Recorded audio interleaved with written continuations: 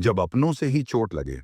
कभी सोचा है, जो लोग हमारे सबसे करीब होते हैं वही जब हमें तोड़ देते हैं तो सबसे ज्यादा दर्द क्यों होता है? क्यों किसी अजनबी की बात हमें उतनी नहीं चुभती जितनी किसी अपने की एक छोटी सी बेरुखी? क्योंकि उम्मीद, भरोसा और अपनापन, ये तीनों चीजें हम अपनों से ही जोड़ते हैं। और जब वही टूट जाए तो अंदर कुछ ऐसा बिखरता है जो शब्दों में नहीं कहा जा सकता। ये सच है ना? किसी पराइयों से थोड़ी तकलीफ तो सहन हो जाती है, लेकिन जब वही चोट किसी अपने से मिले तो अंदर का दर्द बहुत गहरा हो जाता है। जब कोई अपना हमें ठुकरा देता है, चोट पहुंचाता है या अचानक बदल जाता है, तो दिल में सबसे पहला सवाल यही उठता है, क्या मेरी कोई कमी थी? हम सोचते हैं, शायद मैं और अच्छा होता, शायद मैं चुप रहता, या शायद मैं कुछ और सह लेता। लेकिन सच्चाई ये है कि रिश्ते कभी सिर्फ एक इंसान की कोशिशों से नहीं चलते। अगर आपने दिल से निभाया है, तो अपनी आत्मा को दोषी ठहराना बंद कर दीजिए। कई बार ऐसा लगता है कि हम किसी रिश्ते में इतने खो गए थे कि अब हम पहले जैसे नहीं रहे। दिल में यह सवाल उठता है कि क्या हमने कुछ गलत किया? क्या हम किसी और तरीके से बर्ताव करते तो ये सब नहीं होता?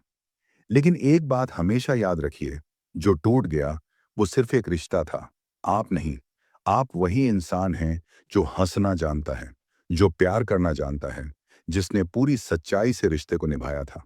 जब कुछ टूटता है तो वो सिर्फ एक वक्त होता है, लेकिन आपकी आत्मा, आपका आत्मविश्वास हमेशा बना रहता है।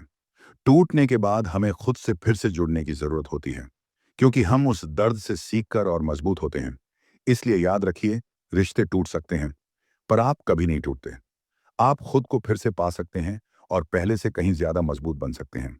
हम अक्सर सुनते हैं, चलो भूल जाओ, माफ कर दो और आगे बढ़ो। लेकिन कभी कभी इससे पहले कि हम भूलें, हमें उस दर्द को महसूस करने की जरूरत होती है।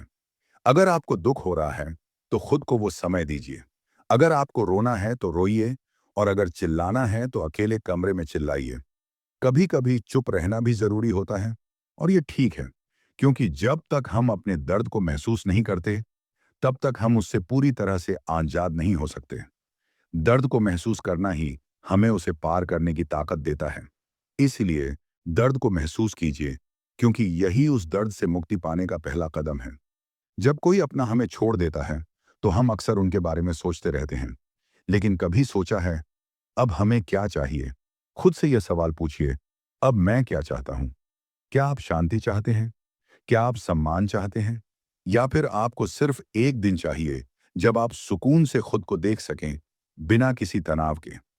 अब वक्त है कि आप अपनी जिंदगी का केंद्र खुद को बनाएं।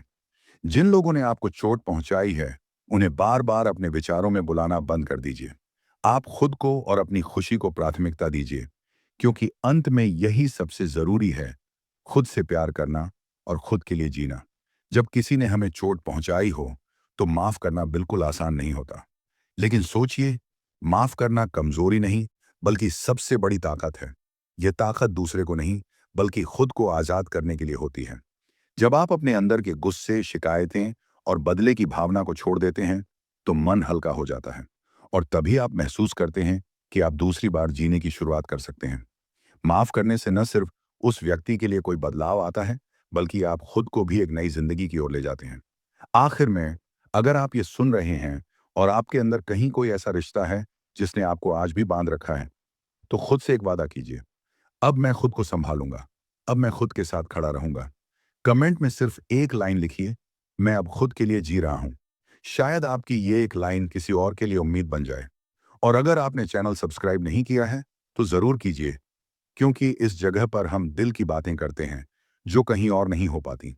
याद रखिए, जो आपको छोड़कर चला गया वो आपकी कहानी का अंत नहीं था, बल्कि एक नया अध्याय था। अब अगला पन्ना आप खुद लिखिए, खुद के लिए।